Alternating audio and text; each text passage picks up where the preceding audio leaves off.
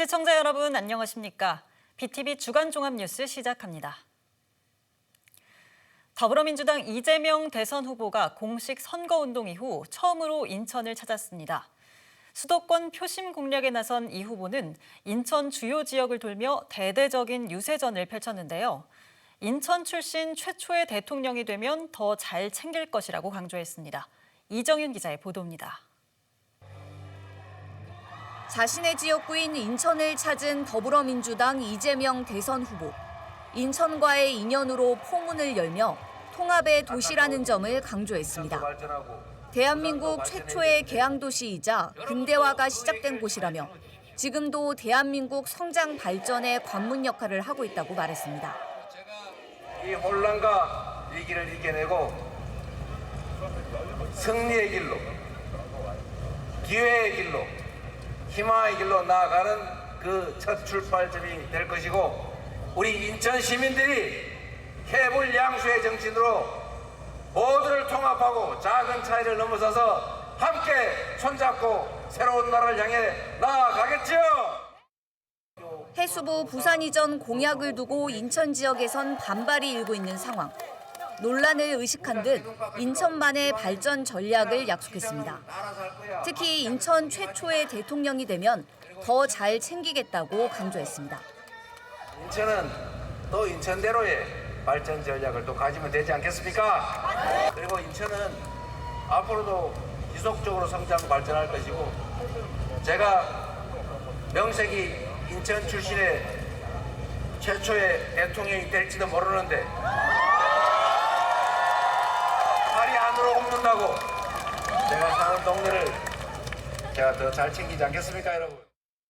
이 후보는 유권자들의 힘으로 진짜 공정하고 상식적인 나라, 정의로운 나라를 만들어야 한다며 투표 참여를 독려했습니다. 투표지가 총보다 강하다며 유권자 한 명 한 명이 새로운 역사를 만드는 총알이라고 강조했습니다. 이번 6월 3일은 이 대한민국이 과거로 계속 퇴락해 갈 건지, 희망의 미래로 나아갈 것인지, 망할 건지 흥할 건지, 국민을 위한 나라가 될 것인지, 국민이 이용당하는 나라가 될 것인지, 진짜 민주공화국이 될 것인지, 가짜 공화국이 될 것인지가 결정됩니다. 이 후보는 지난 3년간 많은 것을 잃었다며 파탄난 민생 경제를 살리기 위해선 재정 지출을 늘려야 한다고도 밝혔습니다. 이날 이 후보는 남동구를 시작으로 부평구, 서구, 계양구를 돌며 집중 유세를 이어갔습니다. BTV 뉴스 이정입니다.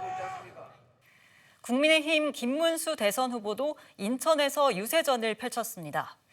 인천 상륙작전 대역전의 서막이라는 기조를 내걸고 인천 유세 일정을 소화했는데요. 지역 발전을 위한 청사진을 제시하며 유권자들에게 지지를 호소했습니다. 계속해서 이정윤 기자가 보도합니다. 사전투표 첫날 국민의힘 김문수 대선 후보는 인천을 택했습니다. 더불어민주당 이재명 후보의 지역구가 있는 인천을 찾아 정면 승부에 나선 겁니다. 첫 일정으로 세월 아침 대화에 참석해 인천 발전을 위한 여러 구상을 밝힌 김 후보. 과도한 국가 권한을 지방정부에 주고 수도권 규제도 완화하겠다고 약속했습니다. 특히 인천의 특성을 고려한 미래 성장 동력을 키우겠다며 강화 남단을 경제자유구역으로 지정하고 송도 국제도시의 바이오 특화단지 확대를 추진하겠다고 말했습니다.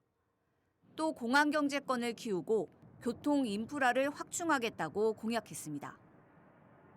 인천국제공항과 인천발 KTX를 연결하고 GTX를 비롯한 교통 인프라를 더 확실하게 확충하겠습니다. 시민들이 염원하는 경인선과 경인고속도로를 지하화하고 과감한 정비 사업을 통해서 인천의 모습을 확실히 바꾸겠습니다. 김 후보는 세월 아침 대화를 마친 뒤 중구 자유공원으로 이동해 총력 유세전을 펼쳤습니다.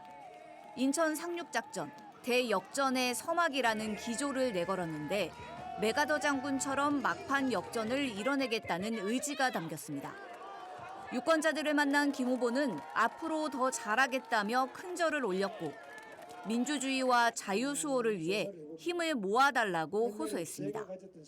특히 투표를 하지 않으면 희망이 없다면서 지지층 결집에 주력했습니다.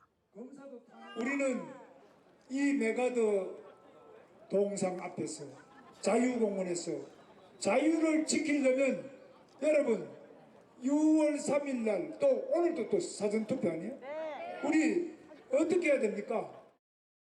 김 후보는 민주당의 탄핵 남발과 이 후보의 사법 리스크를 언급하며 날선 비판도 이어갔습니다. 죄도 다 없애버리고 법도 다 바꿔버리고 전 세계에 이런 방탄, 괴물, 독재 국가를 만드는 나라가 전 세계에 있었느냐. 역사에 히틀러도 이런 일이 없었어요. 개항에서 사전투표를 한 김 후보는 중구와 부평구, 남동구 일대에서 집중 유세전을 펼치며 인천 표심 잡기에 나섰습니다. BTV 뉴스 이정유입니다. 인천시는 대중교통 비용의 일부를 돌려주고 여객선 요금도 시내버스 수준으로 내렸죠. 또 출산율을 높이기 위해 다양한 사업을 추진하고 있는데요. 시민들이 체감할 수 있는 정책들을 계속 추진하기 위해 올해 첫 추경 예산을 편성했습니다. 이정윤 기자의 보도입니다. 지난해 5월부터 시행한 인천 아이패스 사업. 대중교통비의 일부를 돌려주는 건데 정부의 K패스보다 혜택이 훨씬 많습니다. 횟수 제한 없이 일반인은 20%, 저소득층은 53%까지 환급을 해줍니다. 인천시는 올해부터 아이 바다패스 정책도 추진 중입니다. 전국에서 처음으로 백값을 시내버스 요금 수준인 1,500원으로 낮춘 겁니다. 인천시는 시민들이 체감할 수 있는 사업을 계속 추진하기 위해 추가 경정 예산을 편성했습니다. 정부의 2년 연속 세수 결손, 부동산 경기 침체 등 경제적 영향으로 재원 상황이 녹록지 않은 상황에서 인천시의 주요 핵심 사업의 차질 없는 추진과 더불어 민생 예산, 꼭 필요한 민생 예산의 부족분을 보완하는 데 중점을 두었습니다. 올해 첫 추경 예산안 규모는 본 예산보다 2,177억 원이 늘어난 15조 1,607억 원. 아이패스 사업과 수도권 통합 환승 할인, 무임수송 보전금, 민자터널 통행료 지원 등 교통 관련 정책에 840억 원을 반영했습니다. 어린 자녀를 둔 맞벌이 부부의 돌봄 공백을 맞는 아이플러스 길러드림과 산모 신생아 건강관리, 난임 시술비 지원 사업 예산도 편성했습니다. 이 밖에도 원도심 균형 발전에 107억 원, 행정체제 개편과 교통망 확충 사업에 888억 원을 반영했습니다. 이번 추경 예산안은 다음 달 열리는 인천시의회 정례회에서 심의가 이뤄집니다. BTV 뉴스 이정입니다. 제3연륙교 명칭을 놓고 중구와 서구가 각자 입장차를 보이고 있죠. 서구가 얼마 전 조사한 선호도 조사에서 청라대교가 압도적인 지지를 받았습니다. 서구는 제3연륙교 명칭에 반드시 반영하겠다는 입장입니다. 보도에 구혜희 기자입니다. 영종국제도시와 청라국제도시를 잇는 제3연륙교. 올해 말 개통을 앞두고 있습니다. 그런데 제3연륙교 명칭을 두고 중구와 서구 두 자치구가 좀처럼 의견을 좁히지 못하고 있습니다. 지난해 이미 주민 공모를 통해 영종 하늘대교로 의견을 모은 중구와 달리 서구는 지난 7일부터 14일 동안 주민들을 대상으로 선호도 조사를 실시했습니다. 서구는 가칭 청라대교에 대한 찬반 의견을 물었는데 전체 응답자 가운데 93.5%가 청라대교에 찬성한다고 답했습니다. 말 그대로 청라대교에 압도적인 지지를 표현한 겁니다. 선호도 조사를 통해 주민들에게 다른 의견이 있는지도 물었습니다. 응답자의 절반가량이 청라국제대교를 제안했고 청라하늘대교, 청라영종대교가 그 뒤를 이었습니다. 청라대교의 압도적인 선호는 지역사회에서 오랜 기간 형성된 공감대가 반영된 걸로 풀이됩니다. 그 이유로는 기존 영종대교와의 혼동 방지, 지자체 간 형평성 확보, 청라 주민의 건설비 부담 등을 꼽았습니다. 청라대교 외 추가 명칭으로는 청라국제대교, 청라한일대교 등의 의견이 있었습니다. 서구는 이번 조사 결과를 토대로 구 지명위원회를 거쳐 대표 명칭을 확정한 뒤 인천경제청에 제출할 예정입니다. BTV 뉴스 구혜입니다. 교직에 입문한 지 얼마 되지 않아 교단을 떠나는 교사들이 늘고 있습니다. 특히 저연차 교사의 경우 학생 생활지도와 학부모 응대에 어려움을 겪고 있는데요. 도성훈 인천시 교육감이 현장 교사들을 만나 이들의 목소리를 직접 들었습니다. 보도에 김지영 기자입니다. 교단을 떠나는 저연차 교사들이 늘고 있습니다. 인천에서만 최근 5년간 10년 미만 교사 123명이 퇴직했습니다. 코로나 기간 연간 20명 미만 수준이던 퇴직자 수가 지난해 35명으로 2.5배가량 증가했습니다.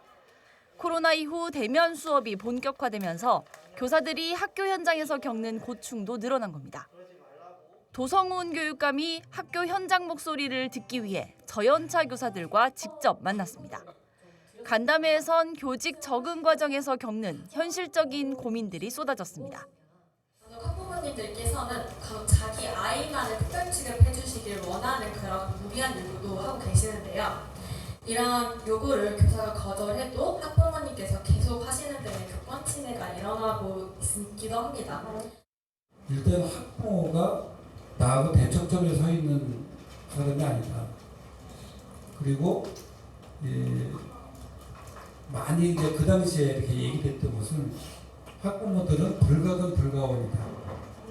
학부모님들을 여러분 우군으로 만들어야 돼요. 특히 학생 생활지도는 저연차 교사들이 가장 힘들어하는 부분으로 꼽았습니다. 네, 저도 이제 신규 교사로 근무할 당시 그 부분이 가장 힘들었는데요.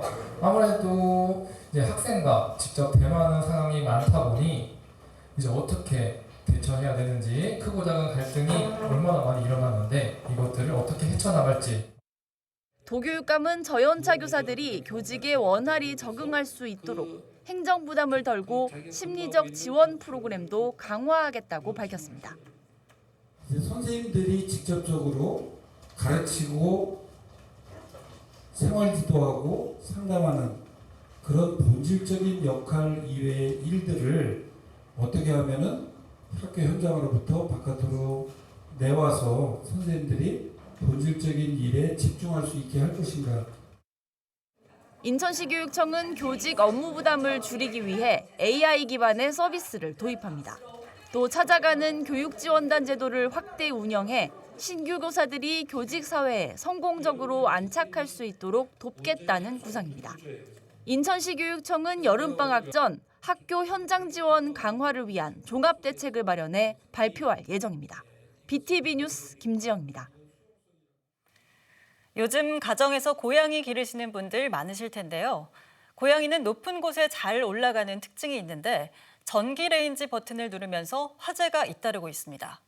반려동물을 집에 두고 외출할 경우 각별한 주의가 필요합니다. 구혜희 기자가 보도합니다. 탁자 위에 놓인 각종 집기류들이 새까맣게 탔습니다. 무언가 폭발이라도 한 듯 탁자 주변에는 물건들이 이리저리 흩어져 있습니다. 지난 18일 새벽 서구 금곡동의 한 빌라에서 난 화재입니다. 집에서 키우던 고양이가 전기 레인지를 건드려 불이 난 겁니다.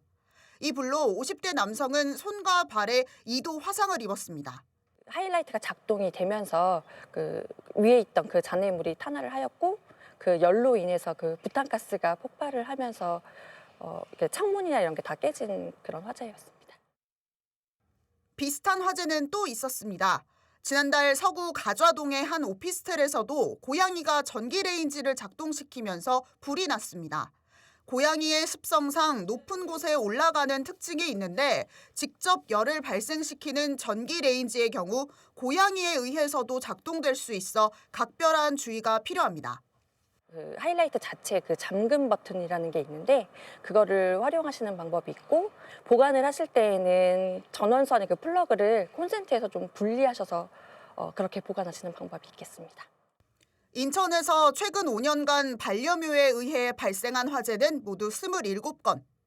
인천 소방본부는 반려동물을 집에 두고 외출할 경우 위험한 전기 제품은 전원을 분리하거나 덮개를 사용해 접근할 수 없도록 해달라고 당부했습니다. BTV 뉴스 구혜입니다.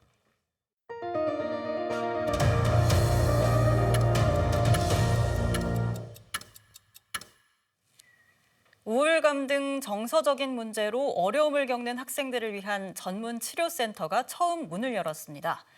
이곳에선 입원 치료와 학습 교육이 동시에 이루어지는데요. 정서적 위기를 겪고 있는 청소년들의 학업 중단 문제를 예방하는 데도 효과가 있을 걸로 기대됩니다. 김지영 기자입니다. 학생들의 수업이 한창인 실내. 여느 평범한 교실 같지만 이곳은 병원 안에 마련된 특별한 학교입니다. 정서적 문제로 입원 치료가 필요한 청소년들이 치료와 수업을 함께 받을 수 있는 도담학교. 인천 최초로 문을 연 병원형 위센터입니다. 이곳엔 교사와 간호사 등 정신건강 전문가들이 상주하며 학생의 회복을 돕고 있습니다. 수용 가능한 인원은 최대 16명.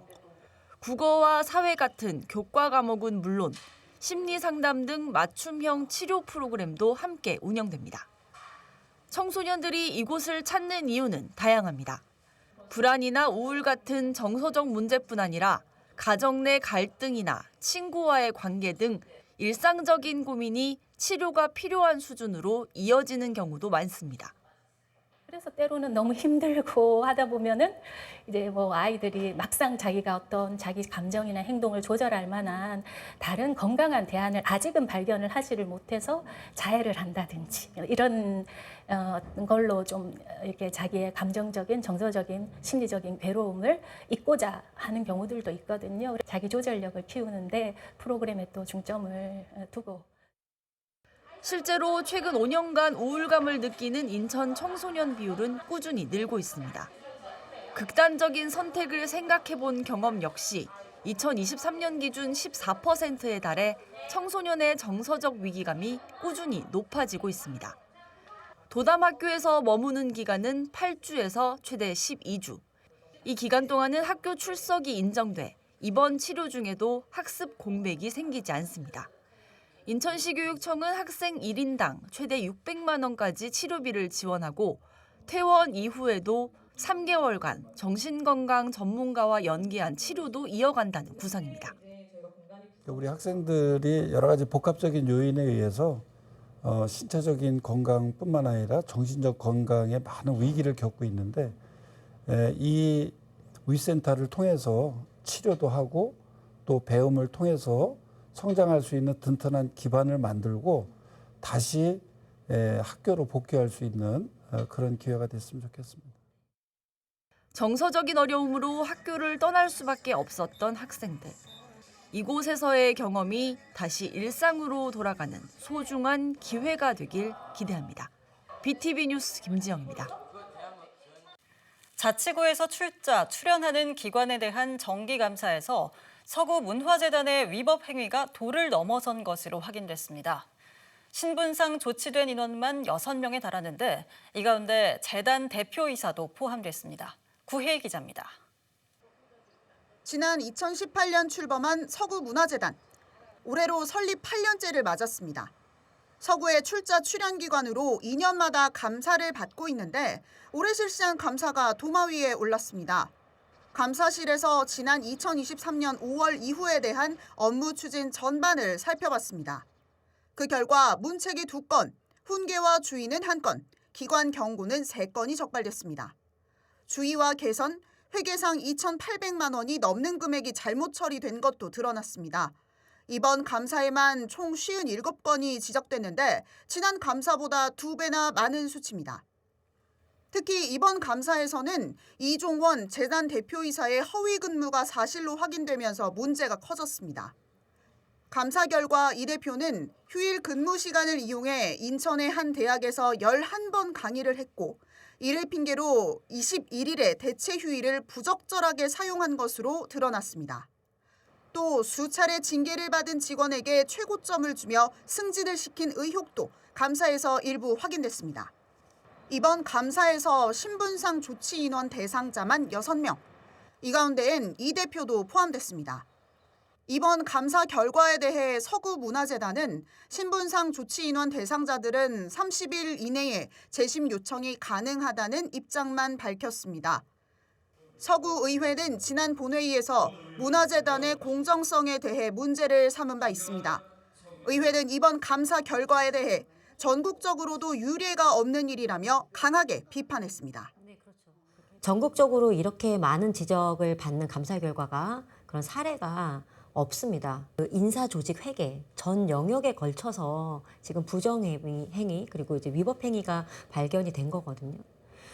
이거는 단순히 징계로는 좀 회복이 어려울 것 같고요. 올해 본 예산에 반영된 서구문화재단 예산은 60억 4천여만 원. 국민의 세금으로 운영되는 재단에 대한 각종 위법 행위가 드러나면서 재단 운영 전반에 구멍이 뚫렸다는 비판은 피할 수 없게 됐습니다. BTV 뉴스 구혜입니다. 인천 중구의 65세 이상 노인 인구는 매년 가파르게 늘고 있습니다. 특히 원도심의 경우 노인 인구 비중이 30%를 넘어섰는데요. 중구가 어르신들을 공경하는 마음을 담아 7월부터 품위 유지비를 지원합니다. 이재호 기자의 보도입니다. 중구의 65세 이상 노인 인구는 27,400여 명. 2년 전인 2023년보다 4,000명 가까이 증가했습니다. 매년 2,000명씩 인구가 늘고 있는 셈입니다. 인구가 줄고 있는 원도심에선 노인 인구 비중이 계속 높아지고 있습니다. 지난 4월 기준 중구 원도심의 노인 인구 비중은 전체 인구의 30%를 넘어섰습니다. 이에 중구는 오는 7월부터 노인들에게 품위 유지비를 지원합니다. 노인 인구 증가 추세에 맞춰 어르신들에게 목욕비와 임의용비를 지원하기로 한 겁니다. 큰 돈 뭐 다 어떻게 주겠어요. 조금이나마 그냥 도움되고 우리들도 목욕도 하고 이발도 하고 이제 그러고 하면 좋죠. 어르신 품위 유지비 지원 대상은 중구에 거주하고 있는 70세 이상 노인입니다. 한 사람당 1년에 12만 원을 지원할 방침인데 7월부터 시작하는 올해만 6개월분 6만 원을 지급합니다. 올해 지원 대상은 19,000여 명으로 총 13억 원의 예산이 투입됩니다. 어르신들에 대한 공경심을 우리가 표현하는 방법이라고 생각합니다. 그래서 어르신들이 좀 더 자신감을 가지시고 또 본인들이 이 사회를 위해서 많은 역할을 하신 거에 대한 보람을 느낄 수 있는 자긍심을 느낄 수 있는 그러한 정책이라고 생각합니다. 중구는 어르신 품위 유지비를 인천 지역화폐 이음카드로 지급할 예정입니다. 이음카드에 금액이 충전되면 용도에 맞게 목욕탕이나 미용실 등에서 사용하면 됩니다. BTV 뉴스 이재호입니다. 이번 주 준비한 소식은 여기까지입니다. 이상으로 BTV 주간 종합 뉴스를 마칩니다. 시청해주신 여러분 고맙습니다.